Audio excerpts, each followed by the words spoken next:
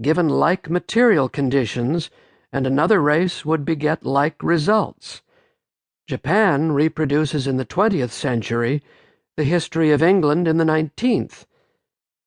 Civilization is related to race only in the sense that it is often preceded by the slow intermarriage of different stocks and their gradual assimilation into a relatively homogeneous people. Note: blood, as distinct from race, may affect a civilization in the sense that a nation may be retarded or advanced by breeding from the biologically, not racially, worse or better strains among the people. End note. These physical and biological conditions are only prerequisites to civilization. They do not constitute or generate it. Subtle psychological factors must enter into play. There must be political order, even if it be so near to chaos as in Renaissance Florence or Rome. Men must feel, by and large, that they need not look for death or taxes at every turn. There must be some unity of language to serve as a medium of mental exchange. Through church or family or school or otherwise, there must be a unifying moral code, some rules of the game of life, acknowledged even by those who violate them, and giving to conduct some order and regularity, some direction and stimulus. Perhaps there must also be some unity of basic belief, some faith, supernatural or utopian, that lifts morality from calculation to devotion, and gives life nobility and significance, despite our mortal brevity. And finally, there must be education, some technique, however primitive, for the transmission of culture.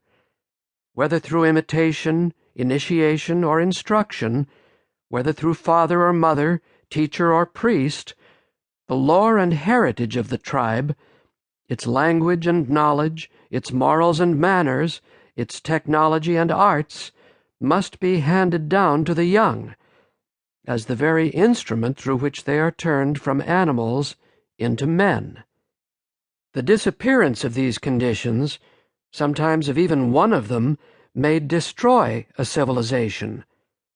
A geological cataclysm or a profound climatic change, an uncontrolled epidemic like that which wiped out half the population of the Roman Empire under the Antonines, or the Black Death that helped to end the feudal age, the exhaustion of the land, or the ruin of agriculture through the exploitation of the country by the town, resulting in a precarious dependence upon foreign food supplies, the failure of natural resources, either of fuels or of raw materials, a change in trade routes, leaving a nation off the main line of the world's commerce, mental or moral decay from the strains, stimuli, and contacts of urban life, from the breakdown of traditional sources of social discipline and the inability to replace them, the weakening of the stock by a disorderly sexual life, or by an Epicurean, pessimist, or quietist philosophy,